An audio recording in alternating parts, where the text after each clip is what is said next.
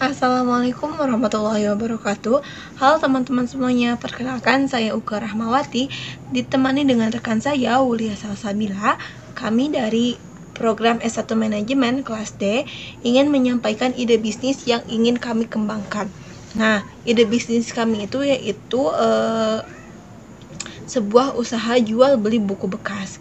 Nah, nama toko atau nama usaha yang ingin kami pakai itu yaitu buku lama kini. Kenapa sih buku lama kini menjadi sebuah nama usaha yang kami pilih? Karena kami mempunyai tujuan untuk membuka sebuah toko buku bekas yang menyediakan berbagai macam koleksi buku bekas yang masih berkualitas. Nah, usaha ini tuh bertujuan untuk mempromosikan pentingnya minat baca dan mengurangi limbah buku yang tidak terpakai, serta memberikan akses lebih terjangkau bagi para pecinta buku. Nah, sebagai pendiri sebuah bisnis, kita tentunya mempunyai visi dan misi. Nah, visi kami itu menjadikan toko buku bekas terdepan yang menginspirasi dan mendorong minat baca masyarakat Indonesia.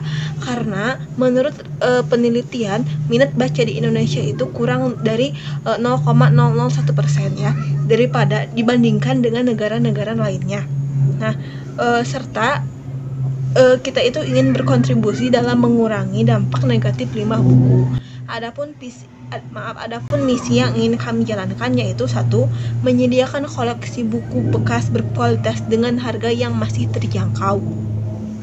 Dua, memberikan layanan terbaik kepada pelanggan dengan suasana toko yang ramah dan juga nyaman.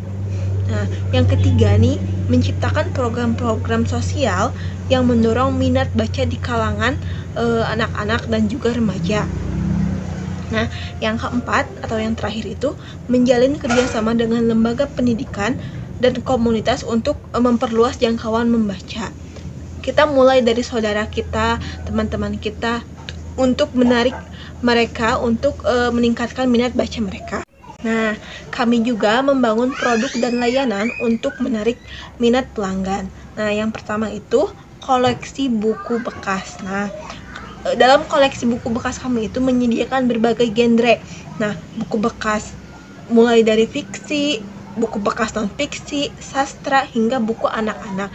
Jadi, ini tuh untuk semua kalangan ya. Nah, yang kedua yaitu penjualan dan beli buku bekas. Di sini kami menerima penjualan buku bekas dari masyarakat dan memberikan harga yang adil berdasarkan kondisi buku tersebut. Lalu yang ketiga, kita itu ingin mengadakan program donasi. Nah, tujuannya itu mengajak pelanggan untuk berpartisipasi dalam program donasi buku bekas yang masih layak baca untuk didistribusikan ke sekolah dan yayasan yang membutuhkan. Karena masih banyak sekolah dan juga yayasan yang kekurangan buku sehingga siswanya minim pengetahuannya. Terus yang keempat yaitu acara baca bersama. Nah, tujuan acara baca bersama ini tuh untuk mengadakan acara baca bersama dan diskusi buku untuk membangun komunitas pembaca yang aktif. Seperti kata saya, kita dimulai dari teman kita, saudara-saudara kita. Nah, semakin luas jangkauan membaca kita, semakin luas pula pengetahuan kita. Nah, lalu yang terakhir yaitu Books Exchange, menyelenggarakan program tukar-menukar buku antar pelanggan untuk mengembangkan semangat berbagai bacaan. Karena orang yang suka membaca itu, dia lebih gemar menukar bukunya untuk menambah pengetahuannya. Selanjutnya akan dijelaskan oleh Wulia Salsabila. Baik, selanjutnya saya akan menjelaskan tentang jangkauan konsumen startup. Jangkauan konsumen untuk startup dapat sangat bervariasi tergantung pada beberapa faktor. Di antaranya yaitu yang pertama, model bisnis, yang kedua industri, yang ketiga lokasi geografis, yang keempat tahap pengembangan, yang kelima yaitu strategi pemasaran dan penjualan. Tetapi di sini saya hanya akan menjelaskan tentang strategi pemasaran produk kami. Yang pertama yaitu ada membangun brand awareness, yaitu menggunakan media sosial, blog, dan partisipasi dalam acara lokal untuk memperkenalkan toko buku lama kini. Yang kedua yaitu ada diskon dan promosi, yaitu memberikan diskon menarik atau promosi buy one get one untuk menarik pelanggan baru dan meningkatkan loyalitas pelanggan. Yang ketiga yaitu kerjasama dengan komunitas, yaitu menjalin kemitraan dengan komunitas pembaca, lembaga pendidikan, dan perpustakaan untuk memperluas jangkauan dan peluang bisnis. Yang keempat yaitu program afinitas, yaitu menawarkan program keanggotaan dengan keuntungan khusus bagi pelanggan tetap, seperti diskon tambahan atau akses eksklusif ke acara-acara khusus. Yang kelima yaitu pemasaran daring, yaitu membuka toko daring atau online untuk menjangkau lebih banyak pelanggan dan meningkatkan kemudahan dalam bertransaksi. Selanjutnya yaitu pendanaan startup. Yang pertama, pencarian pendanaan dari investor berorientasi sosial dan lingkungan yang mendukung visi dan misi usaha toko buku bekas kini. Yang kedua, berpotensi untuk mendapatkan pendanaan dari lembaga pendidikan dan komunitas yang mendukung usaha toko buku bekas kini. Selanjutnya yaitu rekrutmen membangun perusahaan di tahun 2050. Perkembangan teknologi dan transformasi di dunia kerja akan memainkan peran kunci dalam mengubah cara perusahaan merekrut karyawan dan membangun tim yang efisien dan berkinerja tinggi. Di sini kami membentuk tim manajemen yang terdiri dari pemilik yang berperan pendiri dan pemilik perusahaan, yang kedua manajer toko yang berperan bertanggung jawab atas operasional harian dan layanan pelanggan. Yang ketiga yaitu staf penjualan, berperan membantu dalam penjualan dan menerima buku bekas dari pelanggan.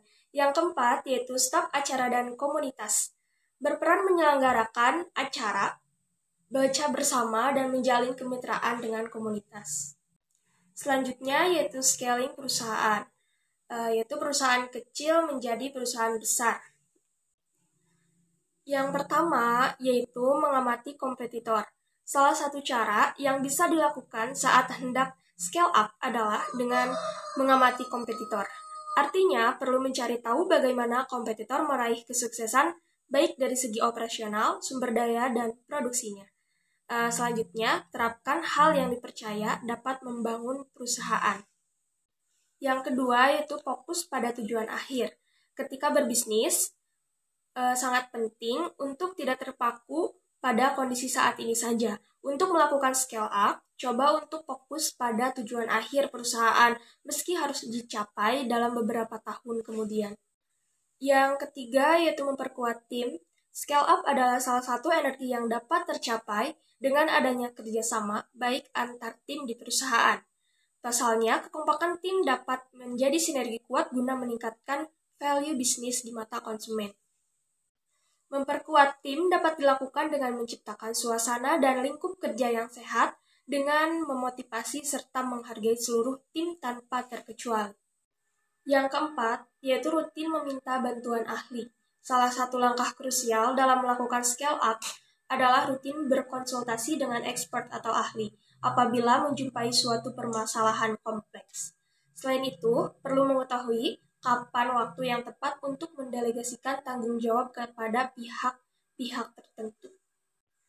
Yang kelima, tidak kompromi dalam hal kualitas. Contoh scale up berhasil dapat dilihat pada perusahaan yang tak pernah mau berkompromi dalam hal kualitas, konsistensi, dan jaminan mutu. Artinya, perlu menerapkan metode serta prinsip tersendiri guna menjaga kualitas serta mutu produk yang akan ditawarkan ke konsumen. Oleh sebab itu, apabila terjadi sebuah kesalahan produksi, maka sebaiknya tidak menjadikan karyawan sebagai benteng untuk disalahkan. Yang keenam yaitu mampu mengidentifikasi hambatan. Langkah krusial dalam melakukan scale up adalah mampu mengidentifikasi hambatan yang sekiranya akan mengganggu proses operasional perusahaan.